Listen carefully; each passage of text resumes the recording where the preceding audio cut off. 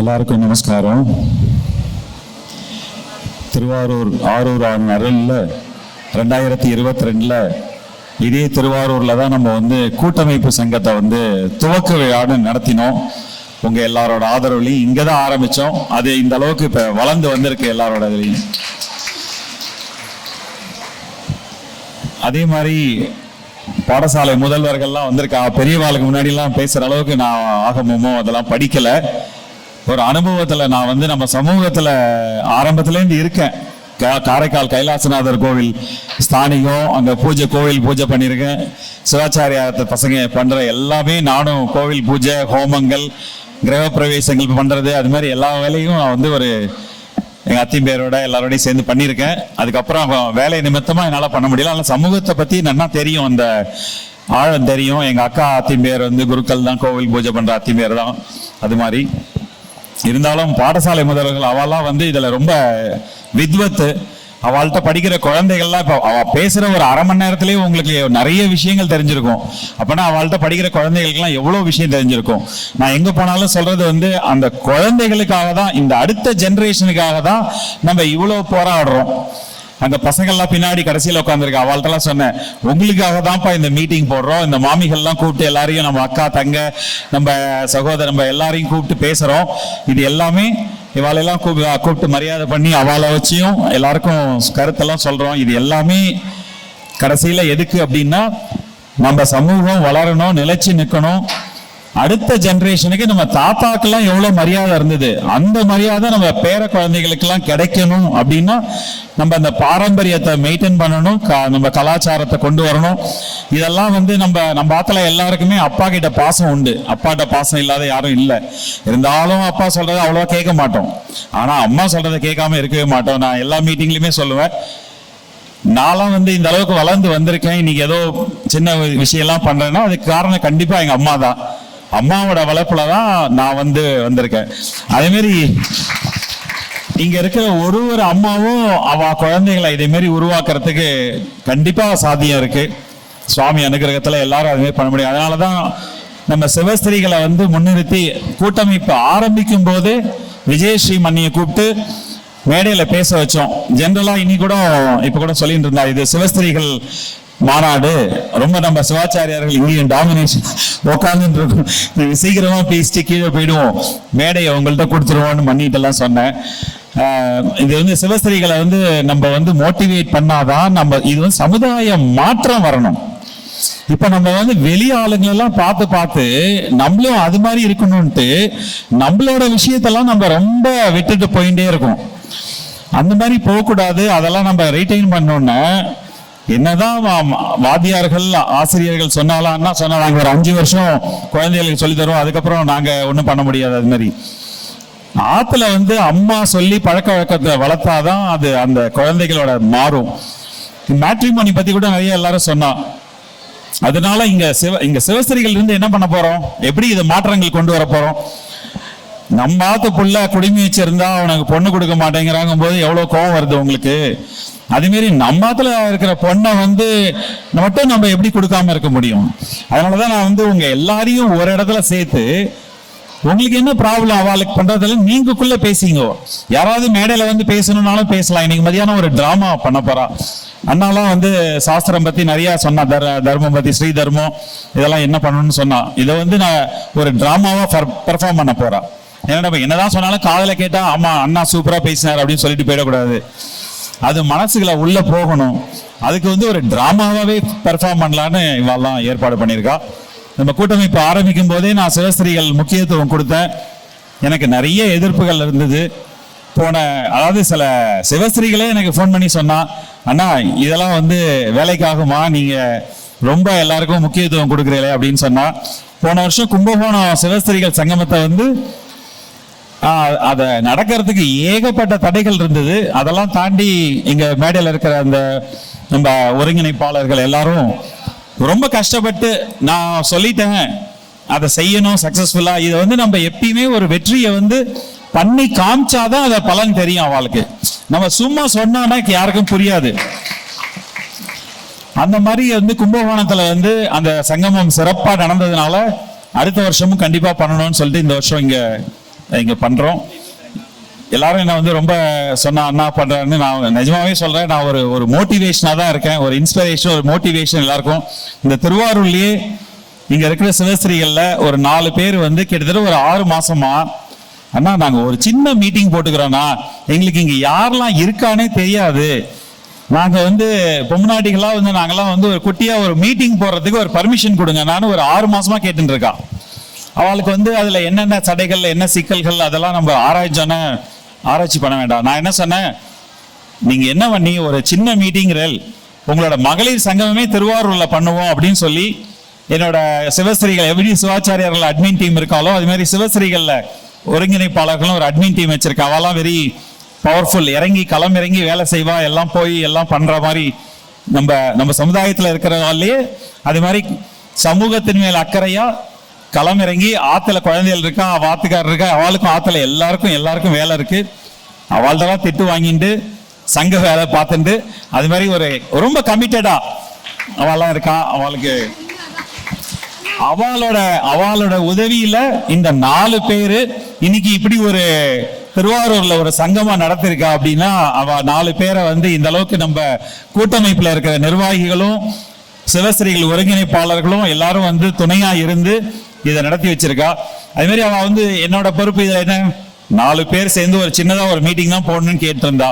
அவளை வந்து மோட்டிவேட் பண்ணி அவளுக்கு என்னென்னலாம் உதவி வேணும் என்னென்னலாம் சப்போர்ட் வேணுமோ அதெல்லாம் கொடுத்து இங்கேயே வந்து இது மாதிரி சிவஸ்ரீகள் சங்கமம் மீட்டிங் நடக்கிற மாதிரி அதை நம்ம ஏற்பாடு பண்ணியதுதான் வந்து ஒரு சின்ன ஒரு நம்மளோட வேல்யூ ஆட் அப்படின்பா. ஏதாவது பண்ணாதுல நம்மளோட கைங்கரியம் என்ன அப்படின்னா அதை வந்து நடத்துறதுக்கு தேவையான எல்லா ஏற்பாடுகளும் பண்ணினது.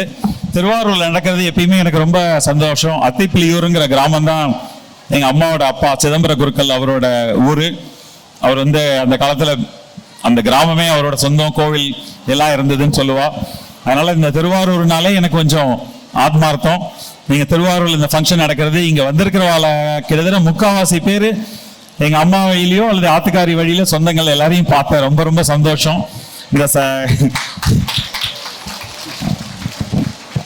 நம்ம வந்து இதெல்லாம் நம்ம பேசுறதோட இல்ல.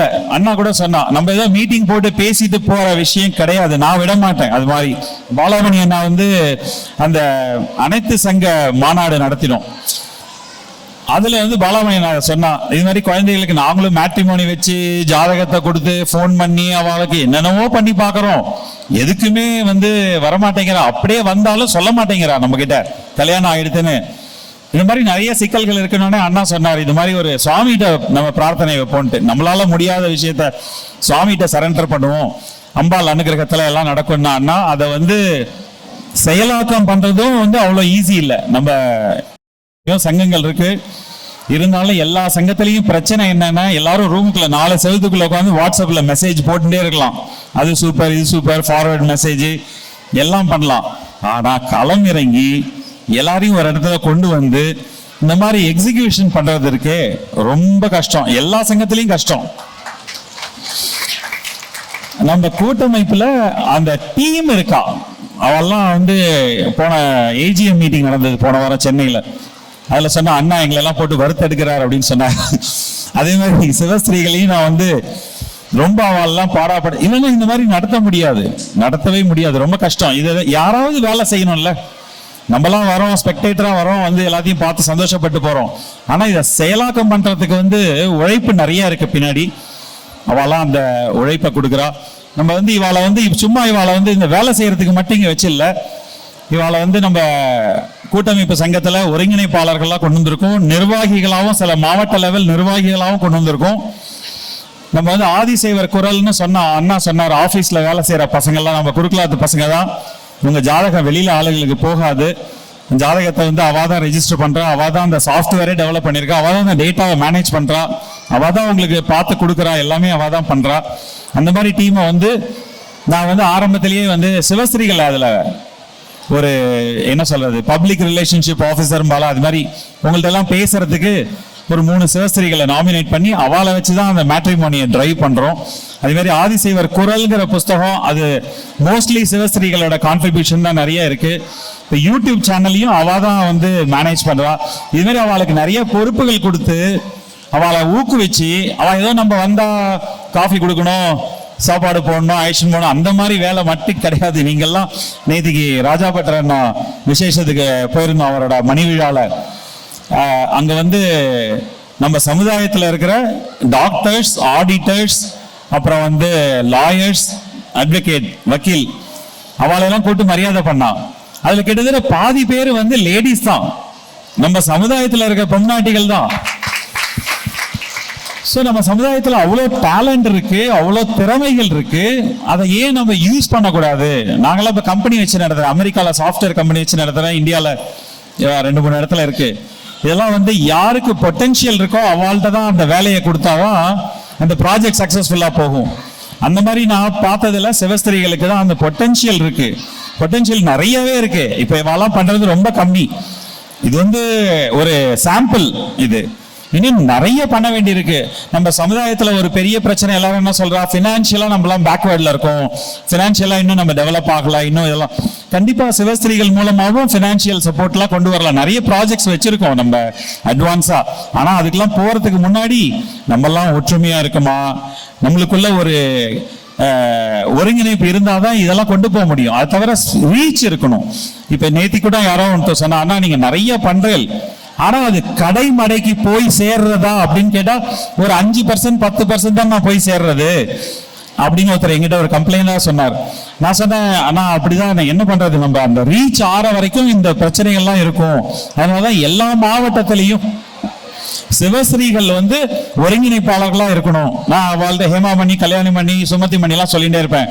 மணி நீங்களாம் வந்து சக்சஸ்ஃபுல்லா எல்லாம் பண்ணி காமிச்சிட்டேல், இனிமேல் உனக்கு கடமை என்னன்னா அடுத்தடுத்து ஒரு 10 பேர் 20 பேர் 30 பேரை முன்னிறுத்தி அவளை சக்சஸ் பண்ணி காமிக்கிறது தான் உங்களோட சக்சஸ் அப்படின்னு அவளுக்கெல்லாம் நான் ஆக்ஷன் ஐட்டம் கொடுத்துருக்கேன். அதனால எல்லா மாவட்டத்திலையும் நமக்கு ஒருங்கிணைப்பாளர், கோயம்புத்தூர்ல இருந்து மண்ணி வந்திருக்கா, அவ துர்கா மணி, அவ ஒரு பெரிய டீம். நீங்கெல்லாம் பார்த்துருப்பீங்க, கோயம்புத்தூர்ல நடந்த மாநாட்டுல மிகப்பெரிய பங்கு துர்கா மணியன் டீமுக்கு உண்டு.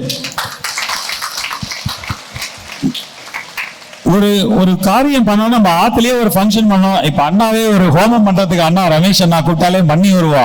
கோவில்ல பூஜைன்னு சொன்னா மண்ணி வந்துருவா. நம்மளுக்கு ஆத்துலயும் நம்ம சிவஸ்திரிகள் இல்லாம நம்மளால இப்ப எதுவுமே பண்ண முடியாதுங்கிற மாதிரி இருக்கு. அந்த அளவுக்கு நீங்கெல்லாம் வந்து குடும்பத்துல சப்போர்ட்டா இருக்கும் போது சமூகத்திலையும் அதே மாதிரி நீங்க வரணுங்கிறது தான் என்னோட ஆசை. அதுக்காக தான் இந்த சிவஸ்திரிகளை முக்கியத்துவம் படுத்தி பண்றோம். இது பேச்சளவுல இல்ல, எல்லா ப்ராஜெக்ட்லயும் அவளை முன்னிறுத்துறோம். நீங்கெல்லாம் யார் இதுல பங்கெடுத்துக்கணும்னு நினைக்கிறீங்களோ அவெல்லாம் வந்து உங்களை வாலண்டியரா உங்க நம்பரை கொடுக்கலாம், அவளை கான்டாக்ட் பண்ணி நான் அவளையும் இந்த மாதிரி அடுத்தடுத்து பண்ற ப்ரோக்ராம்ல எல்லாம் அவளெல்லாம் இன்வால்வ் பண்ணுவோம். இப்ப திருவாரூர்ல இந்த ட்ரிப் பண்ணியிருக்கா, அது ஒரு மாவட்டத்திலையும் பண்ணுவோம். ஸோ அதனால இது வந்து தொடர்ந்து இதை வந்து நம்ம சமூக முன்னேற்றம் ஆகணும்னா நீங்கெல்லாம் கண்டிப்பா வேணும். அண்ணாலாம் வந்திருந்து உங்களுக்கெல்லாம் வந்து ஒரு மோட்டிவேஷன் கொடுத்துருக்கார். என்னதான் யாரும் சொன்னாலும் வாத்தியார் குரு அவெல்லாம் வந்து சொல்லும்போது இன்னும் ரொம்ப தீர்க்கமா இருக்கு. எங்கிட்ட கூட முன்னாடி இதெல்லாம் பண்ண முடியாதுன்னு சொல்லும்போது நான் ரொம்ப யோசிச்சேன். ஆனா இவாலாம் சொன்ன விளக்கத்தை கேட்கும்போது நம்ம பண்ணது கரெக்டா தான் பண்ணிருக்கோம் எனக்கே ஒரு கன்ஃபர்மேஷன் வந்தது. அதனால எல்லாருக்கும் அதனால ஒரு பெரிய ஒரு தேங்க்ஸ் அவ இந்த விஷயத்தெல்லாம் எடுத்து சொன்னதுனால. அதே மாதிரி குழையூர் அண்ணா வந்து சொன்னார், நிறைய சங்கங்களா இருக்கு, பிரிஞ்சிருக்குன்னு. நம்ம சமூகம் நிறைய சங்கங்களா பிரிஞ்சிருக்கு. அதெல்லாம் ஒரு சின்ன சின்ன கருத்து வேறுபாடுகளுக்கு எல்லாரும் ஒரு சங்கத்தை ஆரம்பிச்சிருவா, அப்படிதான் போயிட்டு இருக்கு. ஆனா எல்லாருக்குமே வந்து நம்ம சமூக பணி செய்யணுங்கிற நோக்கம் தான் இருக்கு எல்லாருக்குமே. யாருக்கும் வந்து வேற எந்த நோக்கமும் இல்லை, அதுதான் இருக்கு. அது ஒருத்தருக்கும் ஒரு ஃபிளேவர் அந்த மாதிரி பண்றா அதனாலதான். ஆனா இந்த சமுதாயத்தோட ஆணிவேரா இருக்கிற நீங்களாம் ஒரு தியாகிகள் மாதிரி உங்களோட பணிவு, அன்பு, இன்னும் ஞானம், பக்தி இதெல்லாம் இருக்கு உங்களுக்கு இருக்கிறதுனாலதான் நீங்களாம் இந்த கடமையை பண்றீங்க. இதே மாதிரி நம்ம அடுத்த ஜெனரேஷனையும் உருவாக்குறதும் உங்க கையில தான் இருக்கு. அதனால நீங்களாம் தொடர்ந்து எந்த சங்கமா இருந்தாலும் எந்த சங்கத்துல பண்ணாலும் சிவஸ்திரிகள் அங்க அவளோட பங்கு இருக்கணும். அது மாதிரி நீங்க எல்லாரும் கலந்துட்டு இது மாதிரி சிறப்பிக்கணும். மேலும் மேலும் இந்த மீட்டிங்லாம் அடிக்கடி பண்ணுவோம். இன்னும் ஒரே ஒரு விஷயம் சொல்லிட்டு நான் அந்த சங்கத்துல உள்ள சில விஷயங்கள் நான் சொல்லணும், அதுக்காக சொல்லிடுறேன். நம்ம சமுதாயத்துல வந்து இந்த மாதிரி ஃபங்க்ஷன்லாம் பண்றதுக்கு பொருள் உதவி நிறைய தேவைப்படுறது.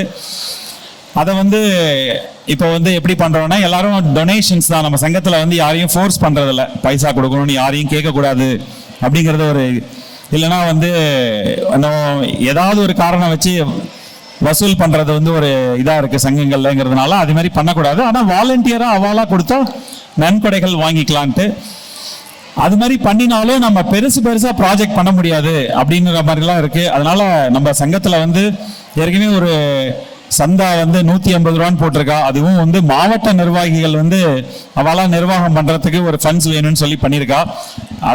அது பண்றா. அதை தவிர வந்து ஆட்டோ டெபிட் இப்போ நம்ம மதுரை கார்த்தி அண்ணா வந்து ஒரு ஐடியா கொடுத்திருந்தார். அந்த ஐடியாவை வந்து நம்ம சங்கத்திலையும் எக்ஸிக்யூட் பண்ணலான் இருக்கோம். முடிஞ்சவா மட்டும் பண்ணலாம். அதாவது ஒரு நாளைக்கு 10 ரூபாய் சமூகத்துக்கு. ராஜா பட்டர் வந்து அவர்கிட்ட படிக்கிற குழந்தைகளுக்கெல்லாம் சொல்லுவார், நீ தினமும் ஒரு உண்டியல் வச்சுக்கூடா, அதுல ஒரு பைசா போட்டு வை, அது நம்ம சமூகத்துக்குன்னு சொல்லி வச்சுட்டு எப்ப சமூகத்துல எந்த விஷயங்கள் பண்ணாலும் அதை எடுத்து கொடு அப்படின்னு அண்ணா வந்து எல்லாருக்கும் அவ குழந்தைகளுக்கு அவ பாடசாலை போகும்போது சொல்லியிருந்தார். அது மாதிரி இப்போ வந்து எல்லாரும் யாரு வந்து சமூகத்துக்கு ஹெல்ப் பண்ணு ஒரு auto debit 10 rupees per day auto debit ஆயிடும். நம்ம அக்கௌண்ட்ல இருந்து 10 ரூபாய் தினமும் போகும். ஒரு 200 பேர் பண்ணா கூட போறோம். அந்த பட்ஜெட்டை வச்சு நம்ம இன்னும் நிறைய காரியங்கள் பண்ணலாம். அந்த மாதிரி விஷயங்கள்லாம் இப்ப வரப்போறது. நம்ம சங்கத்துல வர அடுத்த மீட்டிங்ல அதை பத்தி என்ன அறிவிப்புகள்லாம் வரும். அதை தவிர வந்து நீங்க எல்லாருமே வந்து இந்த மேட்ரிமோனியை வந்து கொஞ்சம் ஸ்ப்ரெட் பண்ணுங்க. ஏன்னா நம்ம சமூகத்துல ஒரு 5000 குழந்தைகள் இருப்பா. 10,000 ஜாதகம் 5000 ஜாதகம் கண்டிப்பா இருக்கும்.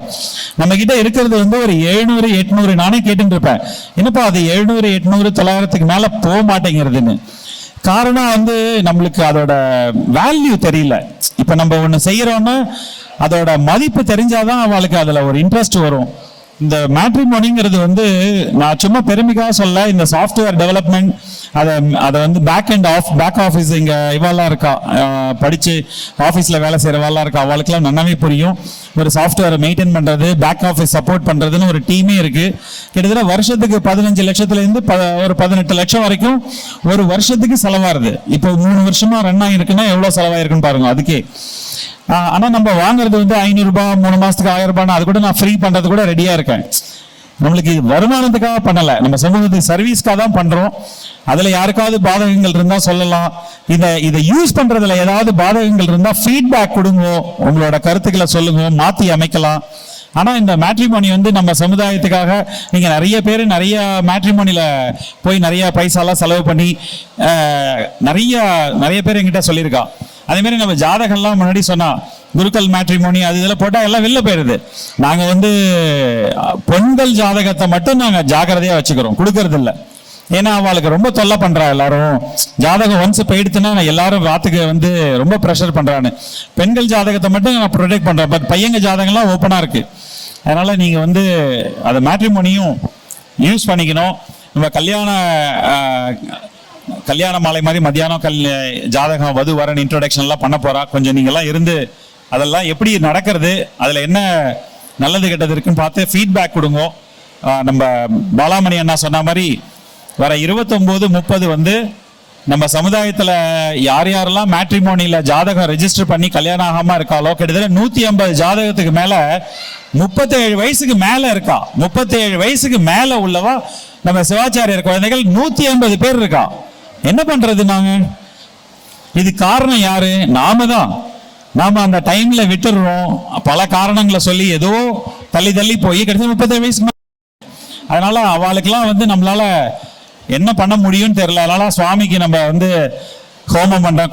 கல்யாண துர்க்கை ஹோமம் வந்து பாலாமணி அண்ணா இன்னைக்கு எப்படி வந்து பண்ணி வச்சாரோ அது மாதிரி அண்ணா வந்து நம்ம சங்கத்துக்கு தொடர்ந்து அண்ணாவோட சர்வீஸ் இருந்துட்டே இருக்கு. ஆதரவும் அன்பும் சப்போர்ட்டும் எப்பயுமே அண்ணாவுக்கு வந்து மாச ஸ்கெடியூல்ல நம்மளுக்கு ஒரு 2 நாள் 3 நாள் டைம் ஒதுக்கி கொடுத்து எல்லாம் பண்ணி கொடுக்குறார். அண்ணாவே இருந்து நம்ம குழந்தைகள் எல்லாருக்கும் சங்கல்பம் பண்ணி அவ ஜாதகத்தை வச்சு பூஜை பண்ணி ஹோமம் பண்ணி பிரசாதங்கள் அவளுக்கு அனுப்பி வைக்கப்படும். அதுல எல்லாரும் வந்து கலந்துங்கோ.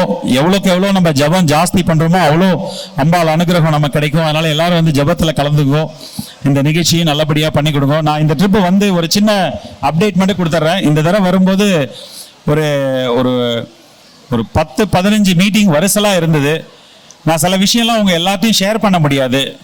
நம்ம இந்து முன்னணி, இந்து மக்கள் கட்சி, அது இதுன்னு அரசியல்ல இந்துக்களை காப்பாற்றணும், இந்துக்களை வளர்க்கணும் அப்படின்லாம் பேசுறா. அவள்கிட்டலாம் நான் போய் சொல்றது என்னன்னு, நீங்க என்னதான் சனாதன தர்மத்தை வளர்க்கணும், இந்துத்துவ காப்பாற்றணும்னாலும் அதுக்கு எல்லாத்துக்குமே ஆணி வேரா இருக்கிறது நம்ம கோவில்களும் சிவாச்சாரியார்களும் தான். நீங்க சிவாச்சாரியார்களை காப்பாத்தாம, கோவில்களை காப்பாத்தாம எத்தனை மீட்டிங் போட்டு எவ்வளவு பேசினாலும் என்ன பண்ணினாலும் நீங்க காப்பாற்ற முடியாது. இந்த கோவில்ல மட்டும் பாதுகாத்துருங்க. இவாள்கிட்ட இருக்கிறதெல்லாம் வேர்ல்டு லெவல்ல ஐபி சிஸ்டம். நீங்களாம் கேள்விப்பட்டிருப்பேன், இந்த நம்ம அம்மாலாம் வந்து உடம்பு சரியில்லைன்னா வேப்பலை, இந்த இது மஞ்சள், இந்த மாதிரி எல்லாம் சொல்றாள்ல, இதெல்லாம் வெளிநாட்டுக்கார வந்து பேட்டன் பண்ணி மருந்தா வச்சு உலகம் ஃபுல்லா வித்து $multi-million சம்பாதிக்கிறான்.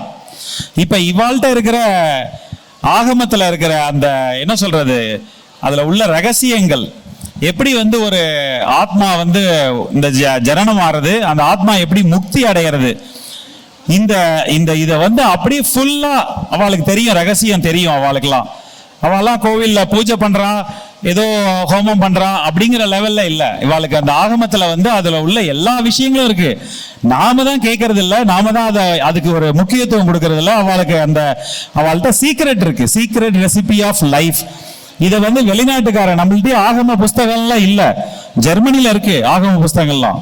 வெளிநாட்டுக்கார வந்து இதெல்லாம் இவாள்கிட்ட இருக்கிற ரகசியங்கள்லாம் அவன் இங்கிலீஷ்ல பல லாங்குவேஜ்ல டிரான்ஸ்லேட் பண்ணி அவளும் டெவலப் ஆகிட்டு இருக்கான். இப்ப வெளிநாட்டுல இருக்கா வெள்ளக்காரன்லாம் எப்படி பெரிய பணக்காரனாகவும் ரொம்ப ஓஹோ இருக்கான். அவெல்லாம் நம்ம பெரிய காயத்ரி ஜபம் பண்ணிட்டு இல்லையே, காலம்பரை இதெல்லாம் சாஸ்திர சம்பிரதாயம் ஃபாலோ பண்ணலையே, அவெல்லாம் எப்படி இருக்கான். அவெல்லாம் நிறைய விஷயங்கள், இந்த விஷயங்கள்லாம் அவன் வந்து வேற மாதிரி ஃபாலோ பண்றான். அங்கேயும் மலைகள்லாம் இருக்கு, அங்கேயும் எல்லாமே இருக்கு. சுவாமியோட அனுகிரகம் உலகம் ஃபுல்லா இருக்கு. அதெல்லாம் வந்து அவா கத்தன் இருக்கா, நம்ம எல்லாம் வந்து கொஞ்சம் விட்டுடுறோம். அதனால நம்மள்ட்ட இருக்கிற நம்ம சிவாச்சாரியார்கள், இந்த கோவில்கள் இதை பாதுகாக்கணும், இங்க பாரம்பரியம் நடக்கணுங்கிறதெல்லாம் நான் எல்லா இந்து கட்சி எல்லாத்துலயும், அரசியல்னு இல்லை, அவெல்லாம் இந்துத்துவா பத்தி ரொம்ப தீவிரமா பிரச்சாரம் பண்றான். அப்படி இருக்கிறவா இவாளை தான் காப்பாற்றணும்னு சொல்லி நான் அதெல்லாமும் கேட்டிருக்கேன். டெல்லியில போய் மீட்டிங் நடத்தியிருக்கோம். நம்ம சோமா அண்ணா வந்து சோமாஸ்கந்தன் நான் டெல்லியில வந்து எல்லாரையும் இன்ட்ரோடியூஸ் பண்ணி விடுறார். அவ மூலியமா பண்றோம். அதே மாதிரி கோர்ட்ல இன்னைக்கு வந்து ஐயப்பனை நான் வர முடியல, கோர்ட்ல வந்து வள்ளியப்பனும் நான் ஐயப்பன் அண்ணாவும், உங்க எல்லாருக்கும் இது ரொம்ப முக்கியமான விஷயம். கோர்ட்ல வந்து நம்ம போய் கோர்ட்டுக்கெல்லாம் எல்லாரும் போறது இல்லை. நம்ம சிவாச்சாரியார் கோவில் பிரச்சனைன்னா டக்குன்னு கோர்ட்டுக்கு போக மாட்டா.